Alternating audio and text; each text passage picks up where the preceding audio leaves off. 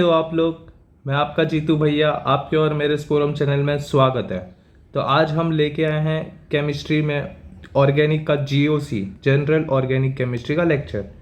Okay, ये मेरा first chemistry lecture है मेरे यूट्यूब पेज पे। देखना, काफ़ी मज़ा आएगा आप लोगों को। लास्ट तक देखना ये वीडियो। और मैं कुछ क्वेश्चंस, जैसे आपके स्क्रीन पे ये क्वेश्चंस रहेगा, आपको अगर ये अभी समझ में आ रहा है तो अच्छी बात है। ओके, और इसके जैसे और इसके टाइप्स ऑफ क्वेश्चन मैं ग्रुप में, व्हाट्सएप ग्रुप में भेज दूंगा आपको। तो अगर आपको मुझे क्रैश कोर्स ज्वाइन करना है, एलाइट क्रैश कोर्स, जिसका मैं श्योरिटी देता हूँ 100% रिजल्ट आएगा, तो आप मुझे व्हाट्सएप पे कांटेक्ट कर सकते हो। ओके, 7045519104 पे। ओके,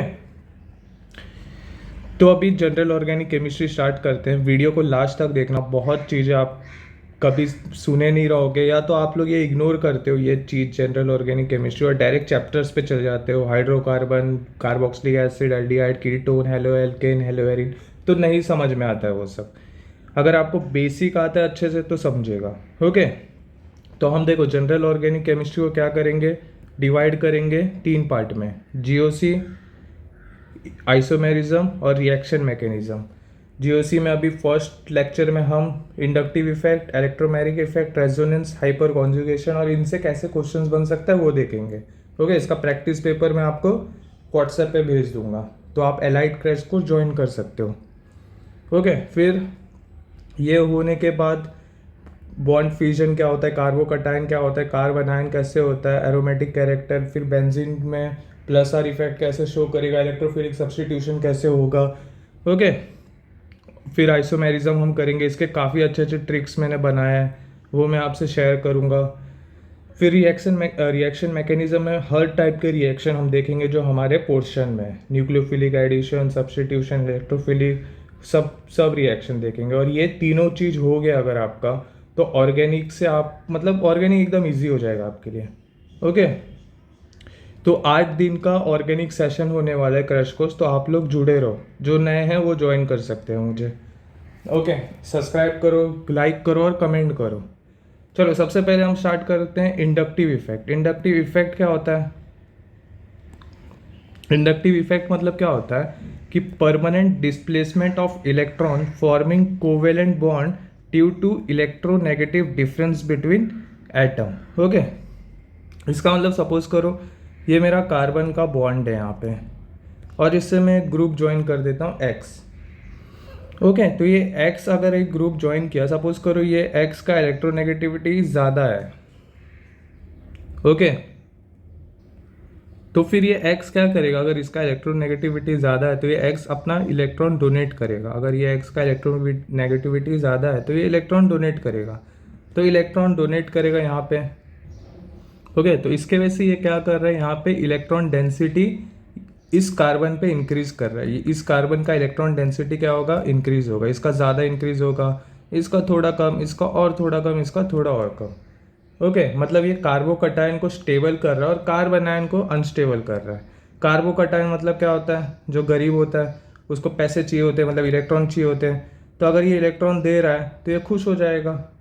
और जो कार्बन आयन है उसके पास पैसे रखने का जगह ही नहीं है, तो अब उसको और पैसे दूंगा तो फिर तो आईटी रेट पड़ जाएगा उस पर, तो वो अनस्टेबल हो जाता है। ओके, तो ये सिर्फ और सिर्फ सिग्मा बॉन्ड में होता है, पाई बॉन्ड में नहीं होता, ये याद रखना। इंडक्टिव इफेक्ट सिर्फ और सिर्फ सिग्मा बॉन्ड में होता है और डिस्टेंस मैटर करता है। जैसे मैंने बोला, इस पे ज़्यादा चार्ज आएगा, इलेक्ट्रॉन डेंसिटी ज़्यादा इंक्रीज होगा, इस पे थोड़ा कम होगा, इस पे और थोड़ा कम, और इस पे और भी कम। ओके, तो ये डिस्टेंस पे इम्पैक्ट देता है। और 2 प्रकार के इंडक्टिव इफेक्ट होते हैं, एक एक करके हम समझते हैं अच्छे से। ओके, तो सबसे पहले हम माइनस आई समझते हैं। तो सपोज करो ये मेरा कार्बन है, सी सी सी सी, एंड ये एक्स ग्रुप से ज्वाइन हुआ है। तो इसमें क्या होता है, ये जो एक्स ग्रुप है ये क्या करेगा, इलेक्ट्रॉन विड्रॉ करेगा। ओके, इलेक्ट्रॉन क्या करेगा, इलेक्ट्रॉन विड्रॉ करेगा या तो अट्रैक्ट करेगा, मतलब ये कार्बन से इलेक्ट्रॉन खींचेगा ऐसा। तो यहाँ पे क्या हो जाएगा, एक partial positive bond, partial positive charge developed हो जाएगा। और ये कार्बन पे थोड़ा और छोटा पार्शियल पॉजिटिव, इस पे थोड़ा और छोटा, और इस पे थोड़ा और छोटा। ओके, तो इसके वजह से क्या होता है, ये जो माइनस आई इफेक्ट है वो क्या करेगा, डिस्टेबलाइज करेगा इस बार किसको, कार्बोकटायन को, डिस्टेबलाइज कार्बोकटायन, और किसको स्टेबल करेगा, एंड स्टेबलाइज कार्ब अनायन को। ओके, ये समझे। अब सपोज करो ना, ये कार्बन गरीब था। ओके, ये कार्बन गरीब था और ये इससे और पैसे मांग रहा है, ये जो ब्रिटिशर है ये और लोन ये लगान मांग रहा है, तो ऑब्वियसली ये दे नहीं पाएगा, ये और डिस्टेबलाइज हो जाएगा, डिप्रेशन में आ जाएगा। और ये अगर कार्ब अनायन है, ये कार्बन कार्ब अनायन है, इसके पास पहले से ढेर सारा पैसा है, तो अगर ढेर सारा पैसा मतलब ढेर सारा इलेक्ट्रॉन है, तो ये अगर मांगेगा कुछ इलेक्ट्रॉन तो ये दे देगा खुशी खुशी, हाँ लेके जा। ओके, ये समझे। तो इसका मतलब क्या होगा, अगर मैं एग्जांपल बोलूँ तो CH3 कार्बोकटायन क्या होगा यहाँ पे, लीस्ट स्टेबल होगा। CH3 CH2 प्लस ये मोर स्टेबल होगा। और अगर मैं यहाँ पे ये जोड़ देता हूँ, NO2 जोड़ देता हूँ, NO2 CH2 प्लस, NO2 क्या करेगा, ज़्यादा अट्रैक्ट करेगा। ओके, इलेक्ट्रॉन, अगर ये ज़्यादा अट्रैक्ट किया इलेक्ट्रॉन तो ये हाईली अनस्टेबल हो जाएगा। और वही अगर मैं कार्बन आयन की बात करूँ, तो अगर मैं CH3 कार्बन आयन जोड़ूंगा तो ये क्या होगा, अनस्टेबल होगा। ओके, अगर यही कार्बन आयन को मैं CH2 के साथ जोड़ दिया तो ये क्या होगा, थोड़ा सा स्टेबल हो जाएगा। Okay, slightly stable. और ये CH3 के बदले अगर मैं NO2 जोड़ देता हूँ तो ये क्या करेगा, ज़्यादा इलेक्ट्रॉन खींचेगा, तो ये इसको वेरी स्टेबल बना देगा। ये पार्ट समझे, ये पार्ट समझे। चलो अब जो ऊपर एक एग्जांपल दिया था वो देखते हैं। HCOH है आपके पास और CH3COOH है, तो मुझे बताओ इन दोनों में ज़्यादा एसिडिक कौन होगा और क्यों होगा। ओके, तो आपको पता है ये जो एसिडिक होने के लिए क्या होना पड़ता है, ये H कितना जल्दी आसानी से हम निकाल सकते हैं। ओके, तो इस केस में क्या होगा, CH3COH में ये CH3COH को इलेक्ट्रॉन देगा, तो अगर ये CH3COH को इलेक्ट्रॉन देगा तो इसका COH का ये क्या पड़ जाएगा, ये देखो ये प्लस आई है, ये माइनस आई है। COH इलेक्ट्रॉन लेगा, CH3 इलेक्ट्रॉन देगा, तो उसके वजह से यहाँ पे COH पे क्या हो जाएगा, इलेक्ट्रॉन का डेंसिटी इंक्रीज हो जाएगा। ओके, अगर इलेक्ट्रॉन का डेंसिटी इंक्रीज होगा तो वो नेगेटिव चार्ज को क्या करेगा, डिस्टेबलाइज करेगा, डिस्टेबलाइज दी नेगेटिव कॉन्जुगेट बेस, मतलब जो CO माइनस बनेगा उसको डिस्टेबलाइज कर देगा। ओके, तो इसके वजह से क्या हो जाएगा, ये चेंजेस टू लेस एसिडिक, मतलब इतना इजीली वो H को डोनेट ही नहीं कर पाएगा। ओके, क्योंकि COO माइनस क्या होगा, ज़्यादा अनस्टेबल होगा एज कंपेयर टू COH, तो ये लेस एसिडिक है। और इसमें क्या होता है, ये माइनस आई है, ये इलेक्ट्रॉन खींचेगा और ये H प्लस निकाल देगा। ओके, इजीली, ये समझे। तो ये ज़्यादा एसिडिक है एज कंपेयर टू इससे। माइनस आई का ऑर्डर देख लेते हैं हम।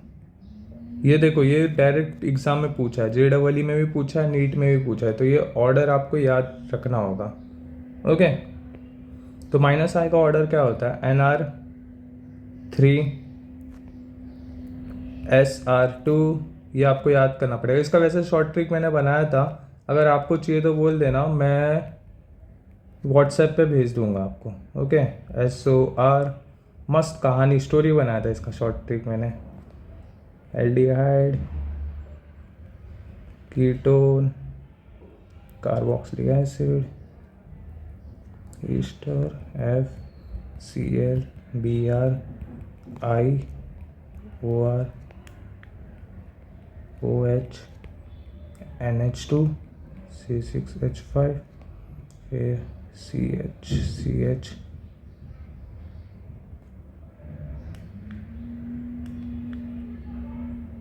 और हाइड्रोजन। ओके, तो ये ऑर्डर आपको याद करना पड़ेगा। तो माइनस आई समझे आप लोग। चलो अब प्लस आई पे आ जाते हैं, प्लस आई। तो अब प्लस आई क्या होता है, ये एटम और ग्रुप, मतलब ये जो एटम रहेगा या ग्रुप कोई रहेगा वो क्या करेगा, इलेक्ट्रॉन को डोनेट करेगा। ओके, मतलब इसमें क्या होता है, एटम या ग्रुप डोनेट्स इलेक्ट्रॉन। ओके, तो इसके वजह से क्या होगा, ये अगर इलेक्ट्रॉन डोनेट करेगा तो क्या इंक्रीज होगा, इलेक्ट्रॉन डेंसिटी इंक्रीज हो जाएगा। और अगर इलेक्ट्रॉन डेंसिटी इंक्रीज हुआ तो कार्बोकैटायन क्या होगा, कार्बोकैटायन स्टेबल होगा और कार्बन आयन अनस्टेबल होगा। ये समझे, सेम ऊपर जो मैंने स्टार्टिंग में आपको बताया ना, यहाँ पे देखो, यहाँ पे यही इसकी बात कर रहा हूँ मैं सॉरी। तो इस केस में सपोज करो ये मेरे पास एक कार्बोकैटायन है 3 डिग्री, ओके, ये CH3। तो इस केस में क्या होगा, ये प्लस आई इफेक्ट शो करेगा और ये इलेक्ट्रॉन डोनेट करेगा। ओके, अगर ये इलेक्ट्रॉन डोनेट करेगा तो ये क्या हो जाएगा, कार्बोकैटायन है C+, तो ये स्टेबल होगा, मतलब ये ज़्यादा स्टेबल होगा एज कंपेयर टू सेकेंडरी से। ओके, इससे ज़्यादा स्टेबल होगा और ये ज़्यादा स्टेबल होगा एक CH3 कार्बोकैटायन, मतलब tertiary will be greater than secondary will be greater than primary. अभी मैं आपको एक एग्जांपल देता हूँ। सपोज करो NO2 है यहाँ पे, इसको मैं जोड़ देता हूँ CH2COOH से और CH3CH2COOH से, और मैं पूछ दूंगा कि कौन सा एसिड ज़्यादा, मतलब एसिडिक स्ट्रेंथ किसका ज़्यादा है। ओके, तो देखो एसिडिक स्ट्रेंथ के लिए फिर से ये रिलीज होना पड़ता है, कौन जितना जल्दी रिलीज करेगा वो ज़्यादा एसिडिक। तो इस केस में क्या होगा, NO2 माइनस आई इफेक्ट है, वो क्या करेगा, इलेक्ट्रॉन इससे खींचेगा। ओके, अगर ये इससे इलेक्ट्रॉन खींचा और ये इसको इलेक्ट्रॉन देगा, ये दे रहा है, मतलब ये दे रहा है तो इसका इलेक्ट्रॉन डेंसिटी इंक्रीज कर रहा है। इसका अगर इलेक्ट्रॉन डेंसिटी इंक्रीज होगा तो ये H+ निकलने में मुश्किल हो जाएगा, और ये अगर ले रहा है तो ये इजीली इसको स्टेबल करने के लिए, कार्बोकैटायन स्टेबल करने के लिए ये रिलीज कर देगा H+, तो यहाँ पे ये ज़्यादा एसिडिक होगा। ये समझे।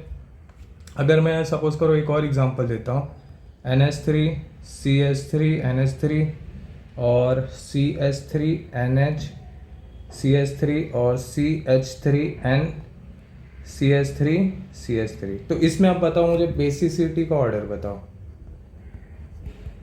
ओके, तो आपको पता होना चाहिए ये प्लस आई है तो ये क्या करेगा, इलेक्ट्रॉन देगा, डोनेट करेगा। अगर ये इलेक्ट्रॉन देगा तो यहाँ पे इलेक्ट्रॉन डेंसिटी इंक्रीज होगा, इलेक्ट्रॉन डेंसिटी इंक्रीज होगा तो ये इजीली एन क्या होगा, इजीली क्या होगा, लोन पेयर शेयर कर सकता है। तो अगर N easily lone pair share करेगा इसका मतलब बेसिसिटी इसका ज़्यादा होगा, मतलब इसका बेसिसिटी ज़्यादा, उसके बाद इसका, और उसके बाद इसका, और फिर NH3 का। ये समझे बेसिसिटी कैसे इंक्रीज होता है और एसिडिटी कैसे इंक्रीज होता है। यहाँ तक कुछ डाउट? ओके, तो इसका ऑर्डर भी देख लेते हैं। प्लस आई का ऑर्डर है C6H5O-, फिर COO-, फिनॉक्साइड कार्बोक्सिलेट, फिर टर्शरी आ जाता है CH3 फिर सेकेंडरी CH3 फिर CH3 फिर CH3 और फिर H। ओके, ये ऑर्डर आपको आना चाहिए। ये समझे यहाँ तक इंडक्टिव इफेक्ट। चलो अब नेक्स्ट वीडियो में मैं आपको इलेक्ट्रोमेरिक और रेजोनेंस दोनों बता दूंगा अच्छे से।